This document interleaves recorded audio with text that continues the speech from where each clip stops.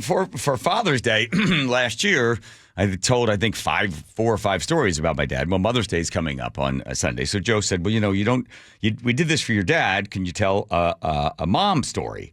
And yes. Okay. So here is the story of my mother. My mom had, again, a contrarian personality.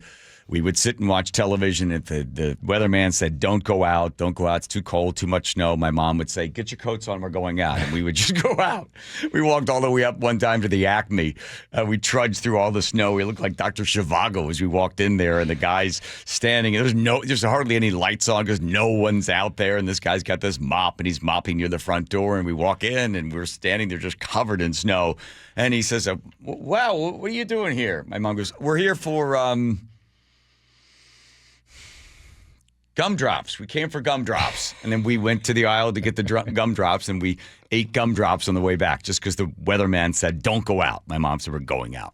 My mom decided she wanted to play golf every single day, regardless of the weather. There's a photo that my sister has that somebody took of a woman cross-country skiing down Lancaster Avenue with a golf bag of golf with her small little bag with a couple of clubs, and she would cross-country ski over to St. David's, and then with a shovel, she would shovel the snow out of the way, and she painted a bunch of golf balls pink so that she could find them in the snow. Wow. Because she just said, I'm going to play golf every day, regardless, because she loved to play golf. She was her own person. She got diagnosed, although she didn't tell any of us, she got diagnosed with Parkinson's, and she wasn't going to let it affect her in any way. And she kept it as a secret from all of us, so we had no idea. She taught at a school, it was called St. Christopher's. And when she took over St. Christopher's nursery school, it had about 30 kids. But by the time she got in there was a waiting list that would be 2 or 3 years long because everybody wanted Mrs. Curley to teach their kid. That's how great she was, because she was a child at heart. One time, she wanted to teach them the story of the Gingerbread Man. Now, the story of the Gingerbread Man, he ran away from everybody. He would run away from people, and people would see him. He'd be running here and running there, and finally a fox ends up eating the Gingerbread Man. My mom thought the best way to tell the story was for her to make a gingerbread costume. She was really, really good at making clothes and stuff like that, and she decided she would get a design somehow, and she would make her own Mr. Gingerbread costume. Well, when she's sort of doing this, measuring herself in order to figure out what the size of the suit should be, by the time she finished sewing it and had the head that went on it within everything else, it was much tighter than she expected.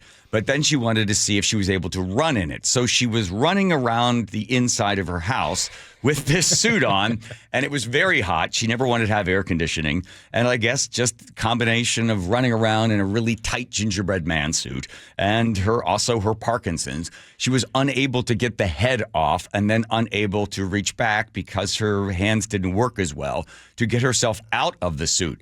None of us were home, and Chuck was working as a lawyer, so she would try to call him first because she was panicked, and then she ended up really panicking at this point because it was a very tight suit. It was extremely hot, and the medicines that she was on caused her to really begin to sort of hyperventilate, so she ended up having to call 911. As upsetting as it was for her, she refused when the medics came to the house. They were going to cut her out of the suit, but she didn't want to be cut out of the suit because she had spent so much time making the suit, and she didn't want to disappoint the kids the very next day because she was going to run around in her Mr. Gingerbread Man suit, and she had made another little costume for the fox who was going to be chasing her. She said the best way for the kids to learn and to read along with me, they would read the book, or at least one of the teachers would read, and then I would do all these things. So I don't know, there's no photo of it because people didn't have cell phones back then. But as my brother then got the story from the doctor at the hospital, that when she was being loaded into the back of the ambulance, she was being loaded in as the gingerbread boy.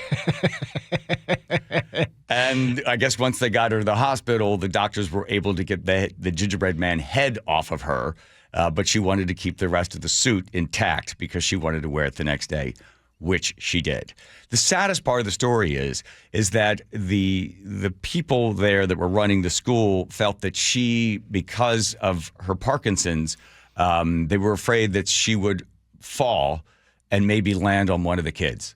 So they ended up, the board got together and decided that she would be removed from the school, which absolutely crushed her because she lived for this school and these kids years and years and years. She would have like 30, 20, 25 some years of being the woman that ran this school. And once they sort of took that away from her, it really just crushed her. And then we, as a family, watched the progression of Parkinson's take over. It affected her golf and a whole bunch of other things like that. But it took away most of her imaginative outlet that she needed. Her joy. Absolute joy, yeah. But she was also strange because she would, as much as she loved the kids at the school and stuff, if we ever dropped off our kids there, she would pick them up. She said, come by in a half an hour. I'm getting sick of your kids. She was an interesting cat. As long as they weren't blood. Yeah. I remember one time, I think I told this story. We decided we were going to go to Dutch Wonderland. So we leave Bryn Mawr and we're going to drive all the way to Dutch Wonderland outside of Lancaster, Pennsylvania. And there wasn't enough room in the car. So Mom goes, oh, don't worry about me. I'll just get in the trunk. So she got in the trunk of the car and she was in the back, all the way in the back. And we could not like a trunk, like like an SUV sort of thing. Yeah. But it was still the trunk. But it had like a cover over the thing. Oh, I'm fine. Don't worry about me. And we're like, Mom, it's not. She goes, it's getting hot back here. I can feel the heat coming over the wheels. And we went in. We stopped at a diner to get something to eat. We decided we didn't want to go all the way to Dutch Wonderland. Mom goes, well, I'm not sticking around waiting for you guys. I'm going back out to the car. So she went back out to the car.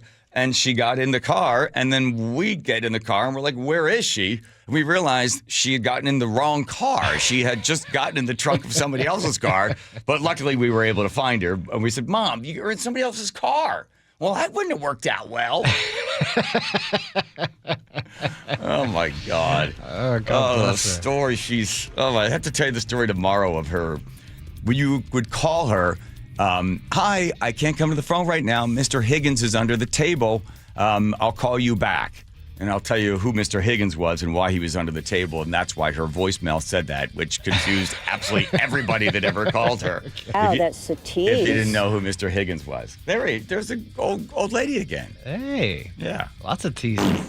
Oh. Ooh.